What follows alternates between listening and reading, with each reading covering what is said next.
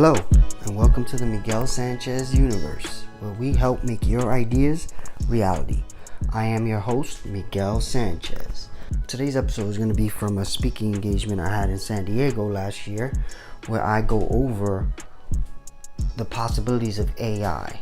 And a lot of people right now, they're pretty scared about AI. In this talk, I rile up the fear, but with a purpose. The reason why I want people to understand, especially for the crowd I was speaking to agency owners and business owners.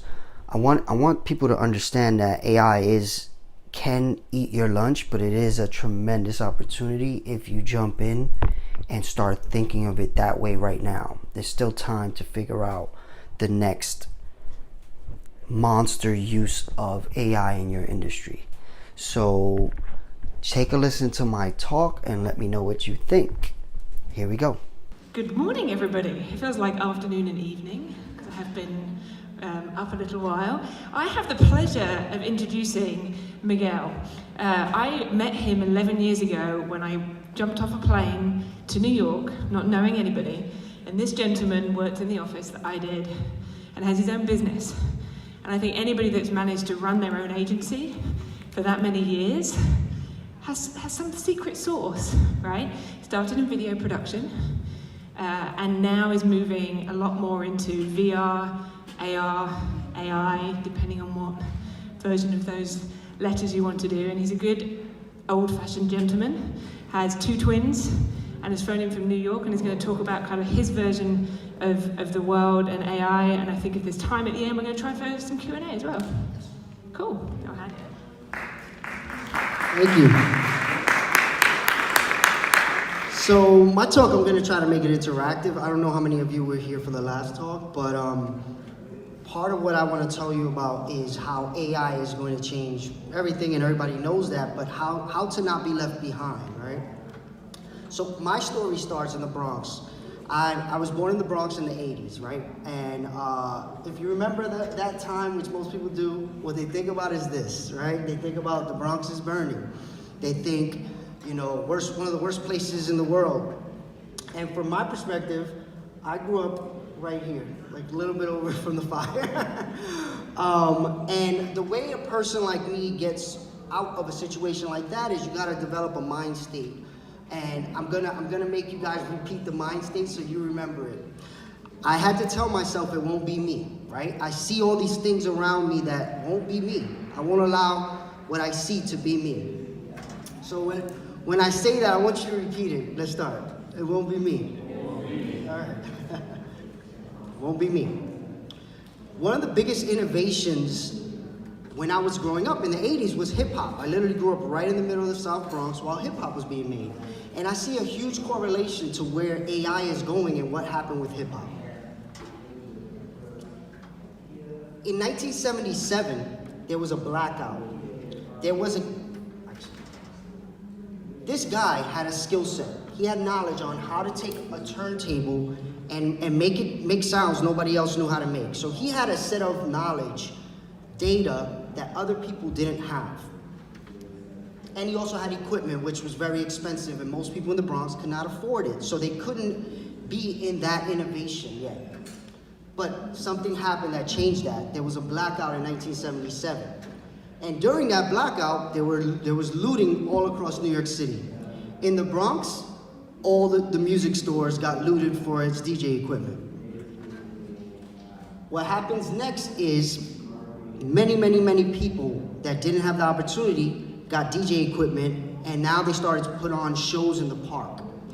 And this is where the birth of hip hop started to happen. More people having that innovation in their hands and more eyes on them and more ways to test and innovate created a multi-billion-dollar industry. Forbes did a study on it, and all of this, I have a presentation. If you go to that URL, it won't be .me. You can download it. I have a bunch of examples. You can link out to everything. So Forbes, and anybody who knows hip hop is one of the biggest global industries, right? Music industry specifically, but hip hop is the biggest part of music right now. What happened though? This place, the Bronx, created this multi-billion-dollar industry And musicians only still see 12% of that revenue. And this is going to be a pattern that I'm going to get deeper and deeper in. And the reason, another part of this is AI is pattern recognition in itself, right? AI is allowed to see things that we can't see. It has data that we can't even imagine to have in our brains. So this place, South Bronx, creates a multi-billion-dollar industry. The people that innovated in it didn't capitalize on it as much as they could, and the place that created it is still to this day one of the poorest places in the world. In the country for sure, 38% of people live below the poverty line. So again, I see the correlation between AI and the Bronx in the 80s. Where is this gonna go once the jobs start to go away, the opportunities start to go away? It won't be me. Say it. So I thought, okay, hip hop, I was lucky enough to be in that environment to understand what I understand. And I said, okay, how does this correlate to AI? And how would I make sure it won't be me that happens to? So the way I got to where I was able to create my own company and work in AI and work with all these big brands, even work with this guy here, is innovation, right? I had to say, okay, what's gonna make me the biggest jumps? And one of the biggest things right now, and I don't know if you saw the last talk, AI is able to make some of the biggest jumps because it thinks much faster than us. It can do things much better than us as humans. There's things that we can't do 5,000 times in an hour, where this thing can. What AI is, most people think AI and they think the Terminator, right? Oh, this guy's gonna come, Skynet, right? But what AI really is data that is put together through algorithms, right? So, for instance, I'll give you an example. Waze. You open up your Waze app, you're about to go to Manhattan from Queens. Sorry, New York references. Queens. And the data, Waze knows data that you can't possibly know. It knows on the route there's an accident. It knows that the traffic is heavier during this time of day most times, so it's gonna send you around that. And you as a person, you just open Waze and take the data and go. You don't really understand all the different data sets that are around creating that route for you. So what AI truly is a prediction engine. It takes data you can't possibly have and gives you an idea of what you should do. You still get to make the decision, right? You could choose a different route, but Waze will give you the ones that it believes is the most fastest route for you. So what does this mean? Again, it makes me think, it won't be me. It won't be me? So my story starts out very similar to hip hop. One day, my father and my mother bring a box into my room. They tell me, we bought it off the truck. If you don't know what that means in the Bronx, that meant a lot like the looting. Those guys sold those things that they found. And my parents bought a computer off a truck. Thank God they did, because I wouldn't be standing here if they didn't, right? I got the opportunity. I got the DJ equipment of the future. So I went on to work for some of the biggest brands in the world, creating interactive advertising and video production. And when I started really working as an employee, one of my first jobs was working on Disney's Pixar banner advertising. So this was when, I don't know, I'm gonna date myself, but this was when Flash was the most popular thing in our industry, right? So, but this was when Flash banners were like 30K, and if you're technical, you know that means like, that's really hard to make animation, right? So what I started to do was, I started to figure out how to innovate in my job. What that meant was, I had to stay late every night till like 2 o'clock in the morning to figure things out. And my bosses didn't really care much for the innovation. They just wanted me to finish, right? But from my perspective, I always thought, it won't be me. I'm gonna make sure I'm ahead of the curve. So one day, we had a project for The Incredibles, and I realized I can fake load a video into a Flash banner by some super magic. I won't get too technical in it for you. This was before Flash even had video inside of it. So what I did was, I created this fake video, I put it on my server, and I loaded it into a flash banner. This had never been done before. And when it played, it was a great experience. Everybody loved it. And when they asked me how I did it, my bosses asked me how I did it, I pretty much broke so many rules by doing it. I had no idea they existed. Disney could have pulled our contract because of that, right? So they said, okay, it was cool that you innovated, but let's do it the right way now. Let's put it on Disney servers. Let's do this the right way. So the next campaign, I did it again, and they got like a $30,000 bill because I uploaded this video onto a server, and they were charging them per megabyte. Early days. So of course, I get called back into the office. It just cost us $30,000. And I was like, but it was one of the best ads of the year, right? Isn't my job to make creative things, right? And that's when I started to understand most companies are not built for innovation, because innovation is not efficient. It's not, hey, just do your job. Innovation is play till you find the creative outlet and you hit on something. So I said, I don't know if I'm really built for the full-time job thing. I need to create the future I want to be in. I want to innovate. So I started mass ideation, where I said, okay, I'm gonna go to brands and agencies and I'm gonna help them innovate, because it's really hard to do that from inside an environment where it's so structured. So we went on to work with many brands, and I'll show you some examples, and still to this day, agencies, brands, and startups come to us because they have trouble innovating, right? If they have an idea internally, it's tough for them a lot of times to change their internal systems to rely on the data sets that they are used to make sure that their bosses are happy with what the money that's being spent, right? So one example was Nickelodeon. Nickelodeon, this around the, I don't know, how many of you are familiar with augmented reality? Augmented reality is one of the first iterations of AI that a lot of people got to interact with, but they didn't really fully understand that it was AI. It's AI because it's recognizing images, it's recognizing areas, and then it's overlaying data that's being pulled from wherever, even locally, onto the image. So think about all those things that have to be done on a per second basis. This is all AI programming. So what we created was a experience where Capri Sun put in a temporary tattoo, and the temporary tattoo, every time you scanned it, a random thing happened. It pulled in a random video, it did a quiz, it pulled in some cool animations. But this was one of the first campaigns where they also put an advertising budget behind it, and it did very well. This is more recent. I was giving a talk like this, and a woman from Chanel was just in the crowd, and she comes up to me after and she said, I can't get my company to innovate as much. I would love to do this kind of stuff. How can you help me do that? So I went in, met with every layer of that company. That's part of it. You have to find an advocate and then find out how to adjust the parameters of what they view as a win, right? Like if it's just we're spending money in hopes of finding something that is a big win versus we're only gonna spend on things that we know work. And this is where I believe it won't be me again. I believe every company in the world has to figure out how to disrupt itself, or there's gonna be another company that's gonna disrupt you.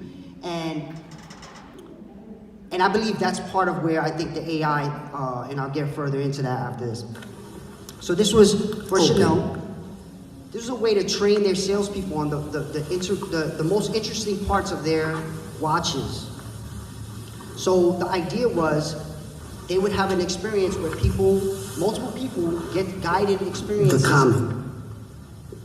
Guided experiences where someone would speak through the key features of the watch. So that is AI, because if you see that, I don't know, has anybody seen the Hololens? You know what that is? So it's glasses you put on and it recognizes the real world. It's scanning the room as you move. It sticks a hologram in the middle of space and you can walk around it. So think about all the levels of AI that need to be used for that. And then it also recognizes language, natural language processing. So when I say something, it does something based on what I say. So as we're working in agencies and brands, startups is another natural idea that people would come to us. So randomly, someone called me about this idea of doing mixed reality surgery and if we could help them make their product. What this does is, so super scary stat, 1,000 people a day die in surgery because the surgeons don't have the right information that they need. They go into surgery knowing they need certain things, but during the surgery, something can happen where they need other information, data, that they don't have. So they have to make decisions. Again, prediction, decisions. So you can see how AI can help surgery, right? You can see how a human has to make decisions based on not having data. It's like trying to drive without Waze, right? You're gonna walk right into that traffic and be stuck in traffic. So I'll let you watch.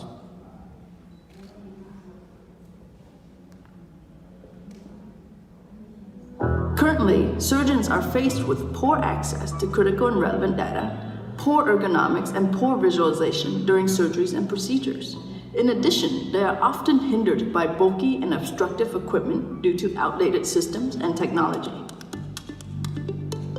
My name is Dr. Tran Tu Nguyen. I'm a biomedical engineer and surgeon. I'm also the founder of Optic Surge, which is a health tech company that is transforming surgery with augmented reality. My name is Dr. Justin Sambal, and I'm a cardiothoracic surgeon with over 15 years in practice, and I am part of the clinical team at Optic Surge. While many solutions have been proposed to improve the surgical process, they do not solve the underlying issues. We don't have the ability to access patients' data and images once we are sterile.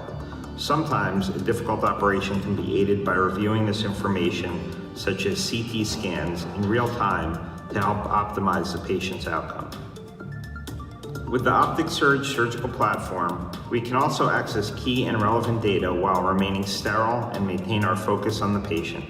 The Optic Surge system has the potential to transform surgery and help improve patient care intraoperatively. The Optic Surge augmented system is made for surgeons by surgeons and bring in relevant preoperative information combined with real-time intraoperative data in a portable, adaptable, and personalized fashion to give surgeons the tools that they need to help improve patient care. So if you can see that, that's actually saving lives. AI being used to save lives, right? And it's awesome to be able to figure out how to solve world problems using AI.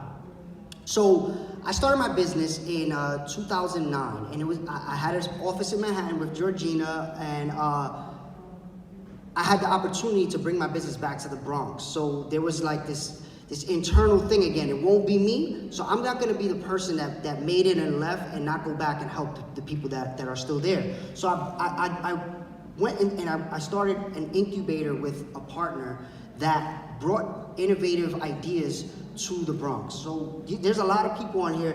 The second guy to the right, to the left, he's making a drone right now that takes underwater surveys bridge data with AI and lets the government know how bad the bridges are so they can go in and fix them. Bad information, a lot of them are super bad. Like it's scary how bad bridges are. But these are innovators that had a community. We started to create a community that an innovator could come to. There's another person in this picture that you may not know, but she's probably one of the most famous people in the world right now. Alexandria Ocasio-Cortez. She came to the incubator and I started helping her with her startup. She had a great idea to help young kids learn better through understanding their emotions. She wasn't able to raise money. She wasn't able to get much traction, so I gave my extra time and my profit to help her build her product. Eventually it didn't work out. She wasn't able to continue and she went on to waitress and I didn't even know it. But it started to make me see that there's not enough of a community around innovation to help people like her. Later on, I was able to create an entity called MetaBronx. What MetaBronx was created to do was take innovations from these communities and help them succeed. What does this have to do with AI? These things are gonna start coming up more and more and more, and AI can solve almost any problem in the world, but what happens to the community that creates it? Again, like hip hop. So this is what MetaBronx does. Just a quick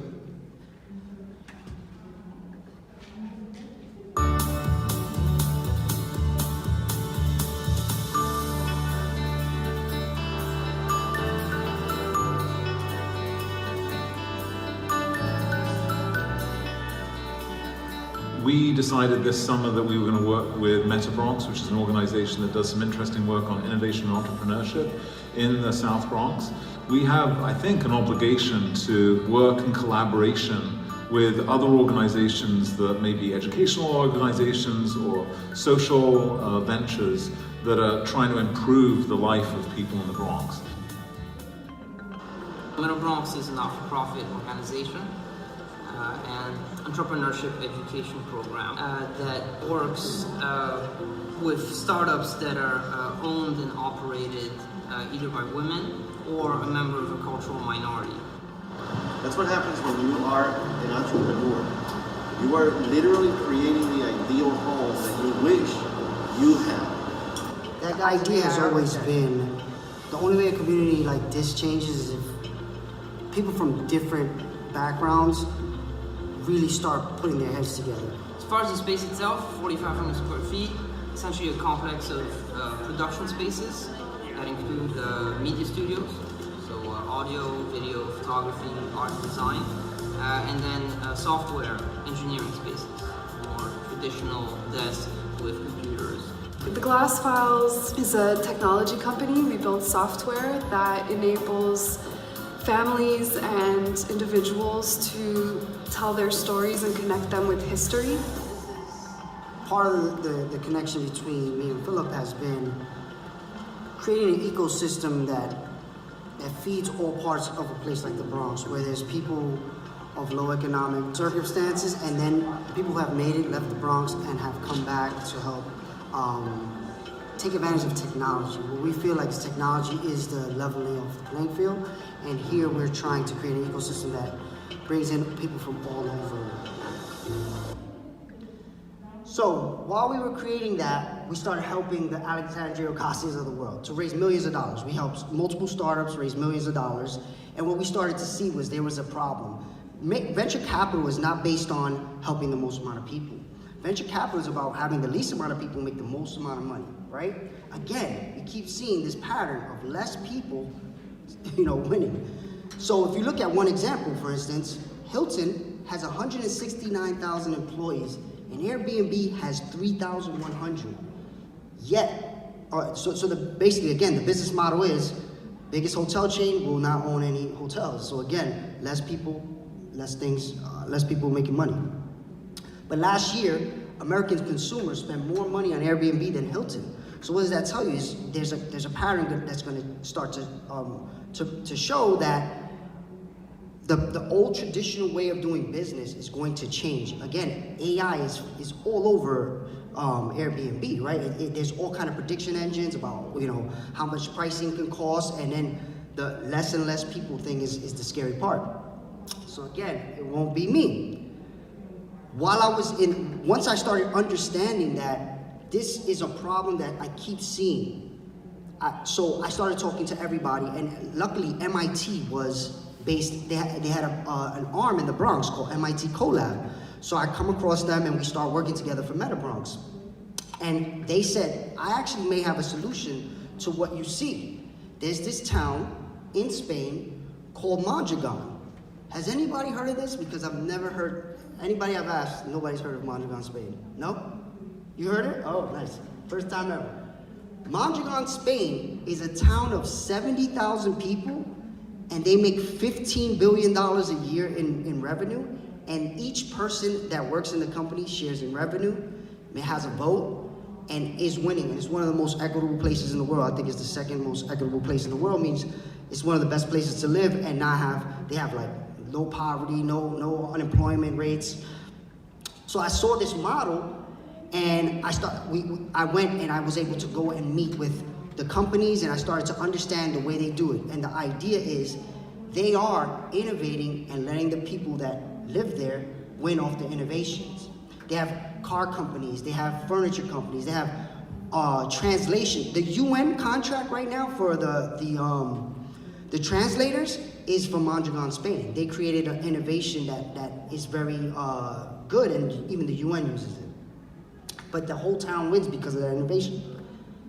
So what does this have to do with AI? Everybody thinks the scary Terminator, right? Experts say in the next 15 years, 40% of all jobs are going to be taken by AI. These are scary stats. And when I started looking at these stats, I said, okay, what does it take to AI myself and my agency? Because what a lot of people think is, oh, these are the type of jobs it's going to take. It's going to take factory work, and Amazon's whole fulfillment center is run by robots, right? And you don't see many people in these shops, right? Again, less people, more profit. Then I looked at the truck industry. Like everybody says, trucking is one of the biggest jobs. 30% of all jobs in America are trucking. And there have been people already telling me that they've seen trucks without drivers already. So that's going to go away. And what happens when that goes away? Drones, delivery, another big job that is going to go away. Taxi driving, everybody knows Uber, but if you look last week, Elon Musk said that he could turn on all the Teslas right now and they become driverless taxis. Another huge subset of jobs that go away. So I said, it won't be me, right? Everybody in this room, creatives. AI can't do creative work. Yes, it can. And when I'm in this conversation, I want to know after if you think your job is still un-AIable. This was how I got my first job. My first entry-level job was literally cutting out images for an e-commerce platform. There's an AI right now that you can just drop the images in and it'll cut them out instantly. No entry-level job. I would literally not be standing here if that job wasn't available to me. I worked my way up from that job. This job was my mailroom, right? What happens when there's no mailroom? Oh, it can do that, but it can't design, right? Yes, it can. This AI, and again, you can download, there's links to all of this. This AI, you literally type in your company name, industry, it spits out 50 logos for you in like 5 seconds. So if you're a designer, this is gonna get better, right? This is the first phase of it. And I tried it and it wasn't that bad. And I'm a picky guy when it comes to design. But I see these things and I'm like, uh-oh. So you say, okay, it can design, but it can't make my whole marketing, my whole collateral, right? Yes, it can. This is a site called Looker, where you put your same idea, put your company name, put your industry, and it spits out your entire collateral instantly. Okay, but it can't code, right? AI is not gonna be able to, once I have a design for my website, it can't code it, right? This is an AI watching a person draw, and as it draws, it codes the website.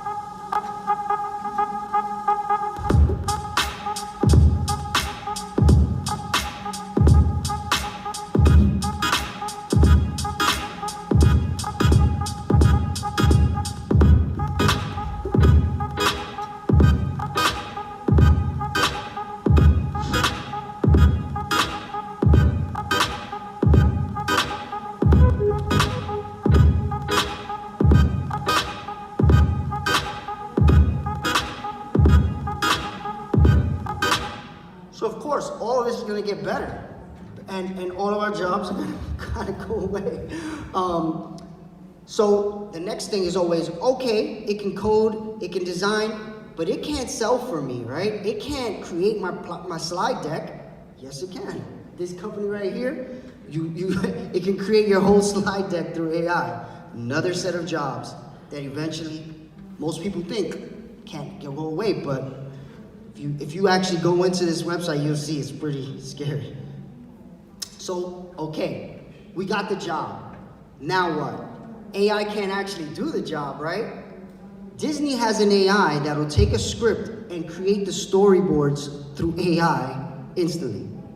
Think about that, right? So that's people taking information and having to creatively design it. Disney's already working on a way to remove that. There's another slide I should add because there's even one that writes scripts. And I saw it in the last presentation, I'm gonna steal it. There was a commercial made by Lexus, created completely by AI. The script was created by AI that it looked into all the old ad-winning creative, and it saw patterns, and then it created a script based on those patterns of the winning ads. So okay, Now the script. Now the actual To help production. families refinance their homes, to invest in things like high-tech manufacturing, clean energy, and the infrastructure that creates good new jobs.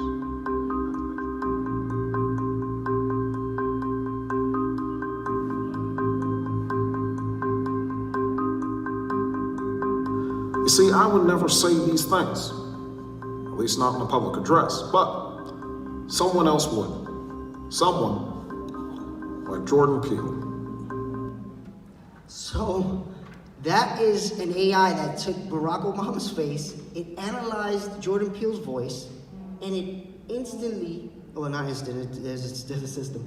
It created a version of Barack Obama saying what Jordan Peele said. So again, every type of creative job is being attacked by AI. And if we don't start to look at this and say, how do we not end up in a situation like I grew up in? So the next thing is, okay, but it can't place our ads. Okay, maybe it makes the ads, but it can't place them. This AI will look at your conversion rate and see what's working and not working, and all day and all night change it. This is a person's job right now that it goes in and charges a lot of money. I know some of these agencies charge a lot of money for a human to look at this and change it every X amount of time. This is doing it all day, every day. We can't compete. You just can't compete. In my agency, we're creating a version of this. So what can be done again? Oh, business development. You can't call and land that job. You can't call around. Yes, you can. So how can I help you? Hi, I'm calling to book a women's haircut for a client. I'm looking for something on May 3rd. Sure, give me 1 second. Sure, what time are you looking for around? At 12 p.m. We do not have a 12 p.m. available. The closest we have to that is a 1:15. Do you have anything between 10 a.m. and 12 p.m.? Depending on what service she would like. What service is she looking for? Just a woman's haircut for now. Okay, we have it 10 o'clock. 10 a.m. is fine. Okay, what's her first name? The first name is Lisa. Okay, perfect. So I will see Lisa at 10 o'clock on May 3rd. Okay, great. Thanks, great. Have a great day. Bye. So you can imagine that's a sales job, right? How many of us cold call? I had my own business, I had to cold call people all the time. If you have an AI that can cold call for you all day, all night, that's a pretty incredible thing. So again, it won't be me. So how do we save ourselves and our kids from AI? Someone asked that in the last talk.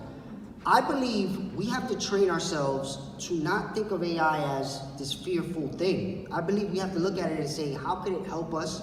And also, what right now am I the best at that has me at this position or at this skill level at my career? And how can I figure out how to create an AI based on that data and knowledge, right? If I can take the data of what I'm best at and make an AI for it, I'm disrupting my industry. But if you don't do it, someone else will, right? And someone else will take your job eventually. So I believe there's a way to make AI our 2019 version of hip hop, but we can still all win. Imagine if you created the version of your job. Let's say I am a creative director and there's an AI for creative direction. But I don't only say I'm gonna work on this alone. I try to get every creative director I know to be part of this endeavor because they have data I don't have, just like the AI. And if we could all feed into this data and profit off this AI, that is a win-win, I believe. I believe it's going to be one of the only ways that we, as a society, stay in a way of making money. Because if you hear certain politicians talking about giving universal basic income because there's going to be less jobs, what if we created our own AIs for our jobs and shared in that profit? Maybe we can, get through this until we figure out what the next stage is.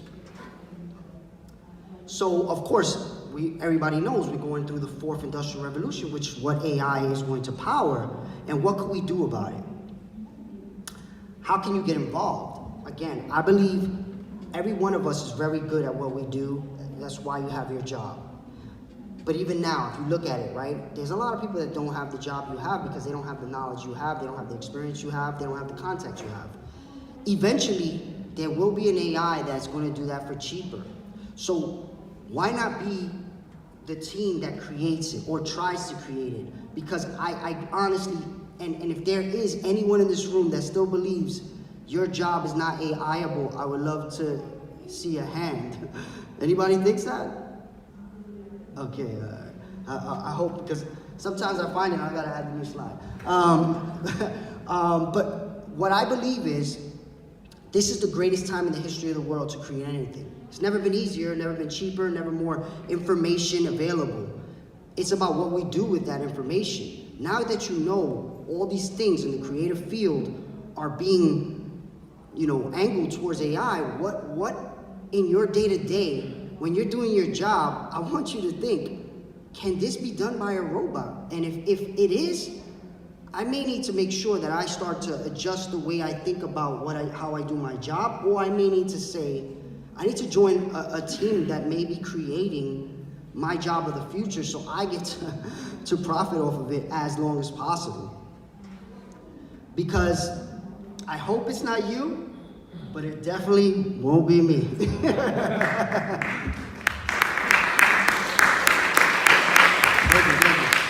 Is there any questions, any slides here that you may want more information on? Any thoughts, period? I always like to hear, because when I first started looking into this stuff, I was trying to AI my entire agency, and it literally scared the hell out of me. I was like, oh my God, most people do not even understand how bad it is already. And it's going to get faster and faster. These things are going to be coming up more and more. They're going to get better and better. How do we sustain once that happens? And I would love to hear from anybody. Anybody, any questions? Do you think that there'll ever be a point where AI creates AI? There's already one of that. So I gotta add that slide. Thanks. Yeah, there's definitely, there was I think it was Google created an AI to create another AI, and they had to turn it off because it started communicating. It's created a new language that the creators couldn't even understand. So, yeah, anybody else? Like every other technology, the previous technology always deems the new technology as evil and something's bad. How do you address that? I know you talked about it a little bit, and it's not Terminator, but how do you talk to people who still believe pretty user benefits? So that's again innovation, right? Like I live in the innovation, industry, and that's my job every day, right? I remember walking into the offices of Nickelodeon and showing them AR and them being like, okay, what am I looking at here? Stuff like that. And it was like, well, this is the future because X, Y, and Z, and people didn't believe me, and then they start seeing it more and more. And it's like, okay, now 10 years later, people are like, oh, that AR thing, that's a cool filter on Snapchat, right? So at the end of the day, I believe it's an education process and time. Innovation is innovation because somebody takes the risk, right? And actually dives in. So this is what I talk to a lot of the agencies and brands I work with. If you don't take the risk, somebody else will. And when they figure it out, you're screwed, right? Like, look at Uber. Uber was just an app for taxis, right? And taxi cab companies could have done it. They were making millions of dollars. They did it. Uber did and just destroyed them. All this stuff is going to keep happening, but if you look at it as evil and not start dipping your toe in the water, you can really be put out of a job. Your company can be put out of its position at its brand level. Agency can be, wiped out, because what if an agency comes along, like I'm saying, that literally the whole thing is AI? How could you compete on price with that, right? Even Tesla saying that they can turn on tomorrow driverless taxis, and it would change the cost of a per mile from Uber being $3 per mile to Tesla being 18 cents per mile. How do you compete? How could you compete? Like, who's gonna say, oh no, I'm gonna stick with the people? Walmart proved that that's not gonna happen. If it's cheaper, people are gonna do it. So, I don't know if I answered your question, but I believe that the real thing to think about right now is, there's never been a time like right now to create anything. So why not be a part of the creation of the innovation instead of waiting around for it to happen. And I think as creative people, we are the people that create. So AI is just your new tool. Don't be scared of it. Like, jump in, because if you don't, it's scary times, you know?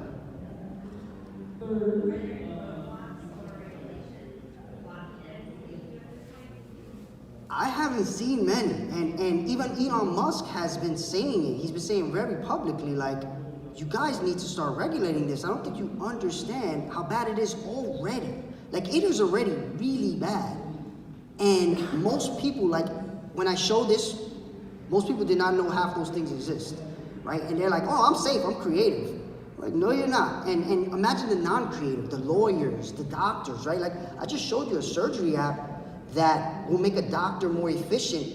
Eventually, maybe doctors won't even be there, right? There's, a robot, who knows? I'm sure that's gonna happen too. I don't know. And I try to talk to politicians about this, but again, it's so far of an innovation, it's hard for them to understand it and grasp the data.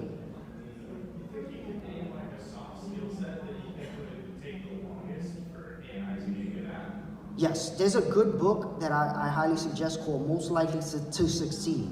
And it talks about understanding how to adapt and how to quickly understand new complicated things.